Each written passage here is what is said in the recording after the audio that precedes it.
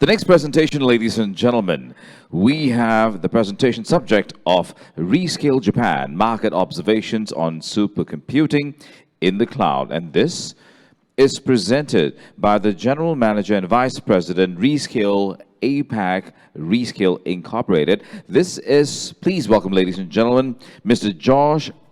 Hwang. Thank you.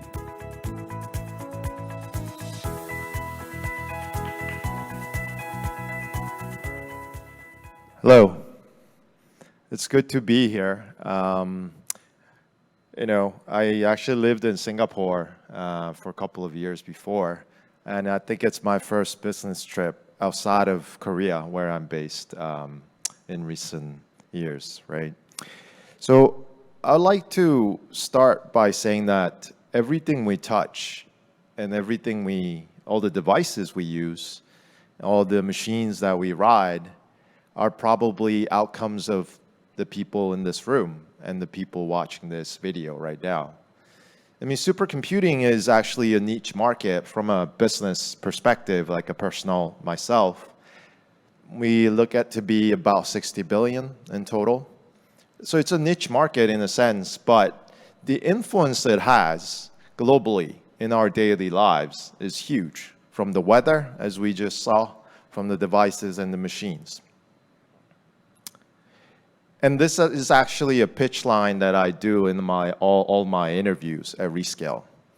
I'll talk a little bit about Rescale first because it's probably, some of you might have heard about it. We are very active in Japan, very active in Korea. We are talking to some customers in Singapore now, and we've been branching out of US and Europe in recent years. And we are actively hiring HPC professionals and CAE professionals across APAC and the world. And that pitch that I just made is something that I share with the professionals that I interview with. So just a little bit about Rescale, back to the topic. It's a company that started in Silicon Valley in 2011. And actually, what we do is HPC in the cloud, period. We either do that or we either pack up and go home. So we actually specialize in this domain for the past decade, now have becoming a more light on the show, if you will, in this domain too. We are nominated, we've been selected as the fastest growing, one of the fastest growing companies in North America as well. We are clearly seeing an uptake in HPC cloud, in enterprises, in the research domains across the board. Interestingly, we started as a startup, and we haven't become an end up yet, if you will, right? Jeff Bezos from AWS personally invested first, and Blue Origin was our first customer. So we started with the aerospace, and we grew into the manufacturing arena as well as the educational sector and the EDA. Sector for the semiconductor as well. And we have numerous companies like Microsoft, Samsung, NVIDIA, Hitachi as our investors in the company. So a little bit about me. My name is Josh. I'm based in Korea. I actually worked for several IT vendors before this, such as Amazon Web Services, HP, and PTC. So I do have passion for manufacturing digital innovation. That's been my kind of domain all throughout my career. So again, it's great to be here. So a little bit more on who we are and what we do. In a nutshell, just a couple of slides on what Rescale does. What we do, we deliver HPC cloud. So there are, in a nutshell, in a very abbreviated fashion, 4 solution stacks in HPC: the hardware, the middleware, the applications, support and services. Yes, we all know that it's not as simple as this. It's a very highly specialized domain that I'll talk about, that it's very hard to service from cloud service perspective, very hard to service from any infrastructure vendor alone, very hard to service for any system integrator to do it alone as well. Not to talk about customer doing it on themselves, by themselves, right? That's why we all exist.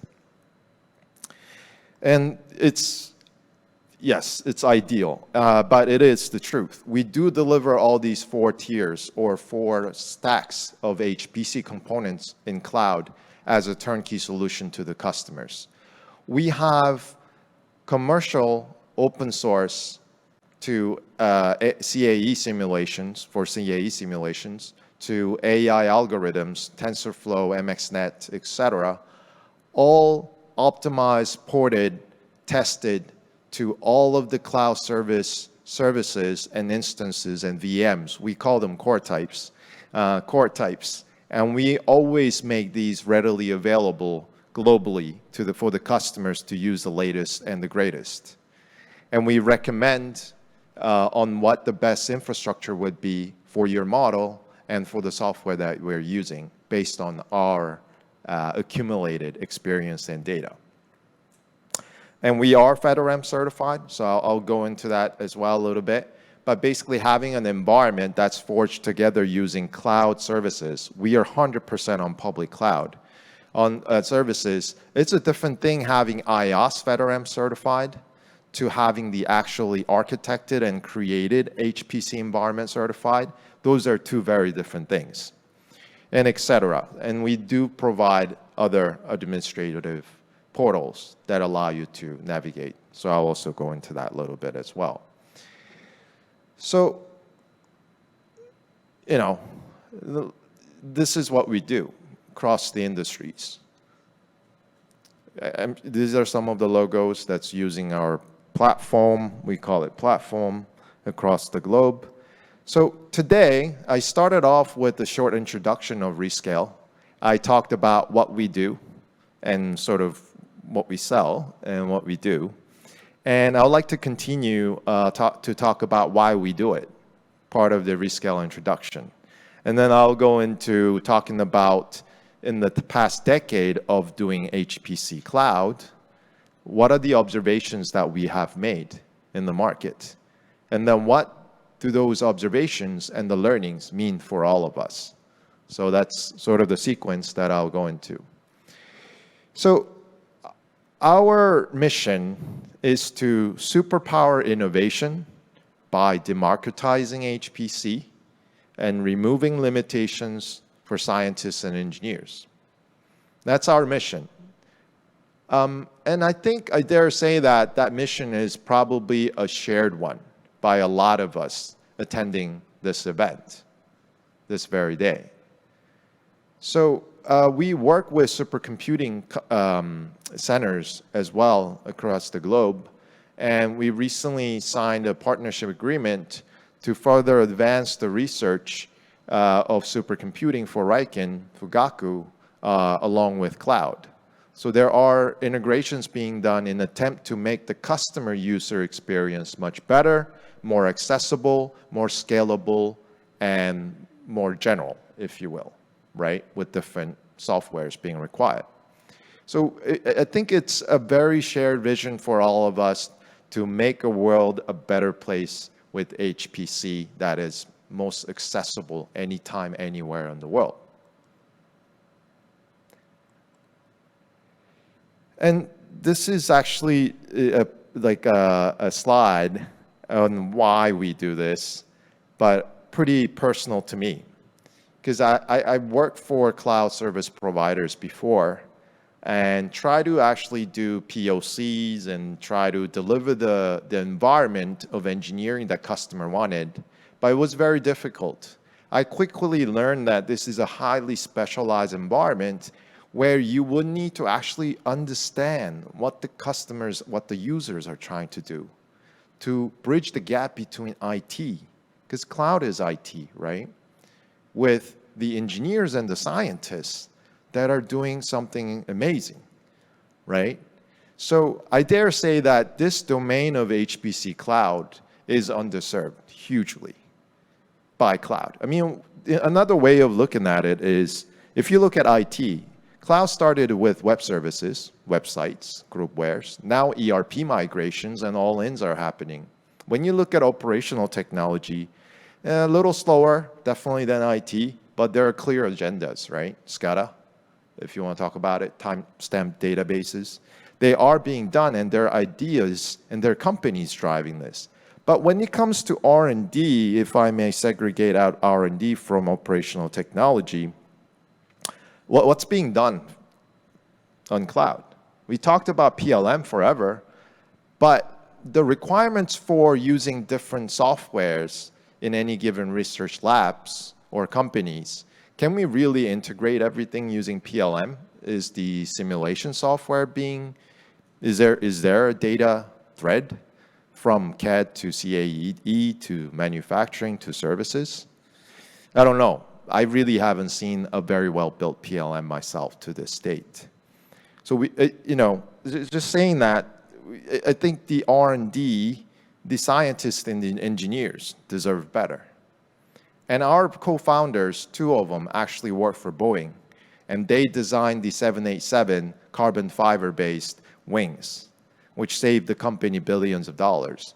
They had the idea, and then they started the company many years later as the public cloud started. So we are a company that started from engineering, working our way back into IT in order to solve the problems or make the environments better and give the power to the scientists and engineers rather than doing researches based on the resources available. And another why, right, like I said, we can bridge the gap between what the engineers want and then what the ITs need. These two are very well integrated, but sometimes there are gaps that exist because they both are very highly specialized domains, right? We at Rescale have systems, platforms that does this. Things for IT, portal. Things for engineers, different portal. They all align and work together. But we also have different structure of organizations where we have huge number of engineers that specialize in simulations, AIs, that day in and day out test new softwares on new core types and optimize them. And we have engineering department, HPC department, that also highly specialize in the configurations of cloud, in consideration for HPC. And we have, of course, the R&D unit, our R&D, like doing programming, front end, back end, solution architects, customer success engineers, all mostly CAE-based or AI-based or EDA-based engineers to help the customers really utilize and bridge the gap. And like myself is an IT-based guy, so we are all mixed here. So I think we are.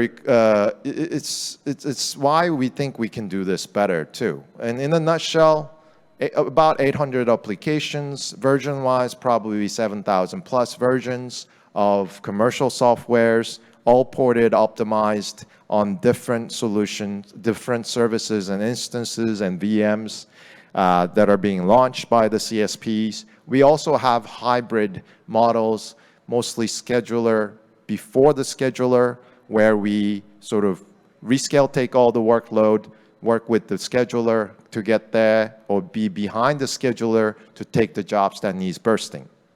If you ask me, yeah, I mean, I'll talk about the need of scheduler. I mean, if you talk about cloud native versus lift and shift, yes, you might want a scheduler, but you need a strategy for long term that can become cloud native as well. And this is probably for more enterprises, not the supercomputing centers. But, you know, to be truly cloud native, there shouldn't be a need for scheduler. That's my personal belief. But we do have a lot of customers using schedulers to burst into cloud, and we help with that. We have tools to do that. We have process to support. Because it's a transition. It doesn't happen overnight, right? We have 10s, 20s, 30 years to make this happen. We also have always on-premise relevant researches that needs to be done on-premise as well. So it needs to be a balance. So now the market observations. Yeah, I think the Moore's law slowdown has been mentioned already. And definitely we are noticing that the demand for simulation is increasing. For example, like in the automotive industry, right? Normal car design to production, 6 years, 7 years. And I was talking to a tire supplier that works with Hyundai Motors, and they, we talked about several things. But now the expectation of tire actually being like tested, they used to send the tire every 6 months or a year, and they would actually run it on the track, and then they would, like tell them what needs to be changed, and they'll do that again 3 times. It would cost like tens of millions of dollars, literally, and it will take 1.6 years, 1.5 years to just get the tire bit ready. But now the entire EV automotive, from design to manufacturing, is 1.5 years. So now the tire company are trying to do whole car simulations and work with the motor companies or the OEMs of the world using simulations online. And doing it so in the cloud, where the data can be transferred and collaborated and can be tightly controlled, and who downloads and who only can upload and who can see the data, who can't, right? Is a very good mechanism to do so. So what I'm saying is the supply and demand is changing, right? The demand is on the rise. The supply is probably a little behind, especially with the shortage on chips these days as well. So that's one observation. Another is that based on global survey to HPC professionals in the world, a lot of them forecast that they will either all go into cloud in the HPC environment, or they will partially adopt in a hybrid fashion of cloud.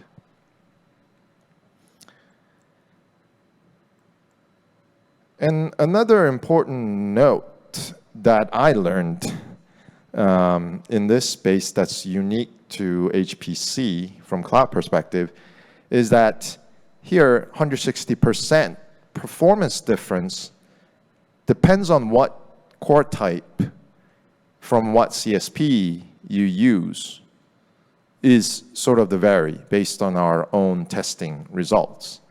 So it depends on the model, depends on the application. Are you really optimized for using the right core type? Can mean a huge variations of performance. And this would also mean cost, obviously, right?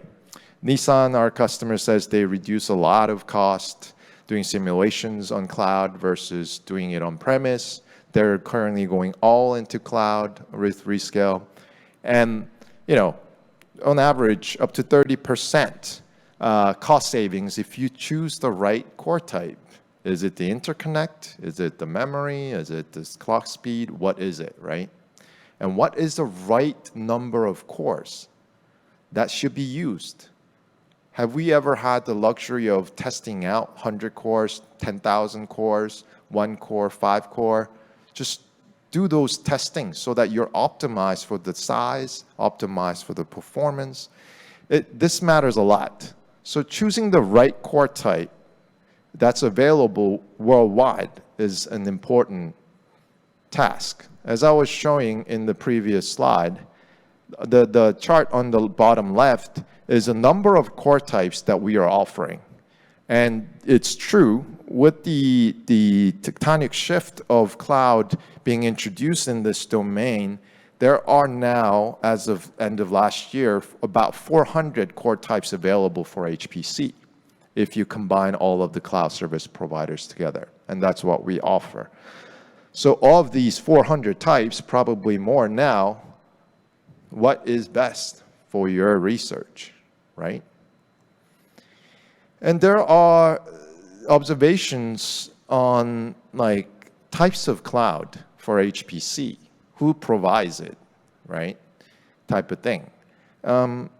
And one important one, I think that's a little bit different, is this case where the Samsung semiconductor foundry, number 2 foundry after TSMC in the world, is using Rescale to provide computing resources to their fabless customers.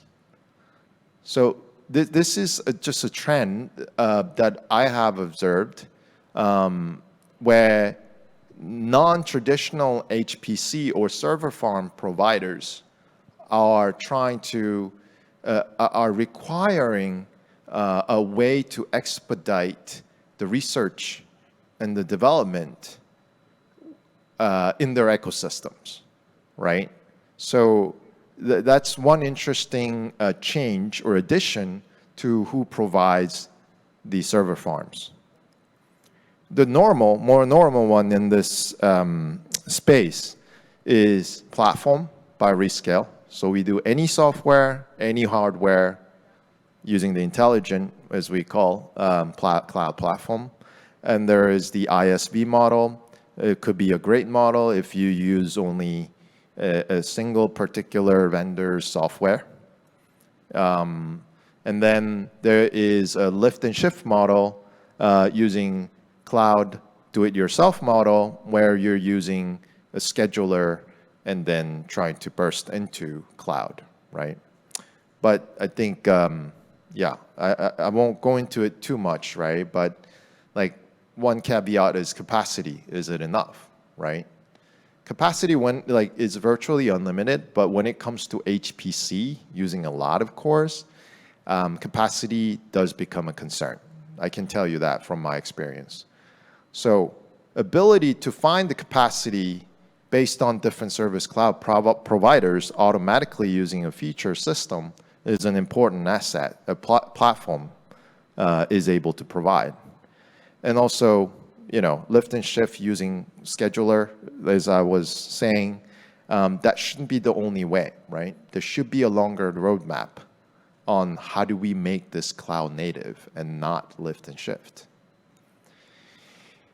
All right, so some implications. So we talked about like us being on this, like, sorry, this is my humble opinion, right? I could be wrong, but mission being on the same page. We want to provide the environment to the people who want to change the world, right? So for that, to do that in cloud, performance and efficiency is very important. We talked about that. And then controllability of cloud is very important as well. Who, where, for what, and how, and being able to control the budget by projects, groups, individuals, by companies, teams, and security at this layer where everything's together, everything's already built. And also, at the end of the day, empower R&D. Let the R&D focus on R&D. Let them really focus, have the environment where everything's tailored to the need of the innovations being made. So very quickly, performance index, maturity index, cost value. These are the three things that you need to be very aware of when you're adopting cloud. That's an implication, right? Like I was showing earlier. In terms of control, do you know who's accessing, who has access rights? Where are they accessing from? What files they can view, how much they use for that project, how much we should be allocating for that project. Is the environment itself like certified? Is it safe?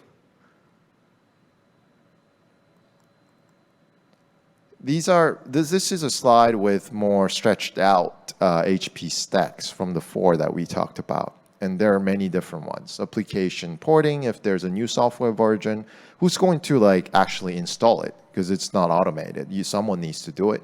Where is the server going to, license server going to rely? Where is the data going to sit?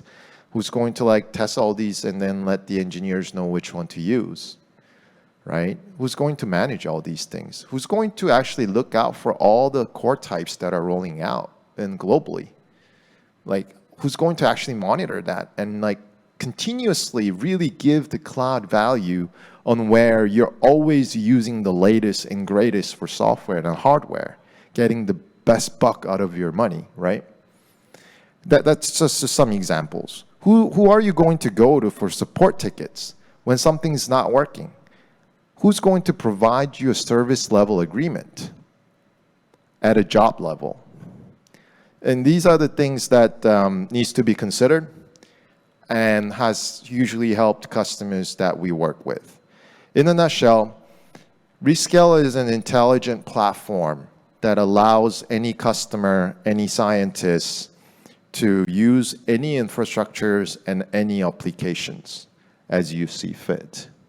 We are a SaaS model by default, but it's also a PaaS model where it can be customized.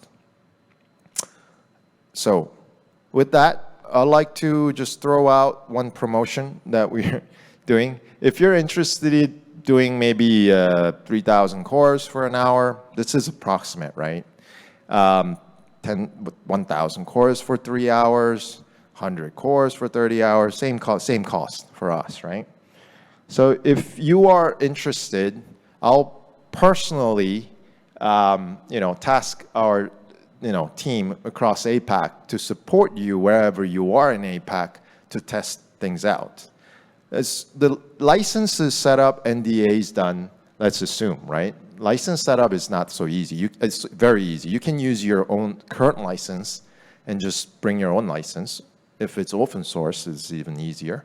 There are many ways of doing it. NDA probably needs to be signed, but that should be straightforward. Once those are out of the way, you should be up and running in a day or two. No, there's no other requirements, right? So let us know if you're interested. Do give me a write, and we'll follow up and hope to meet you virtually or through our team as well. Thank you very much.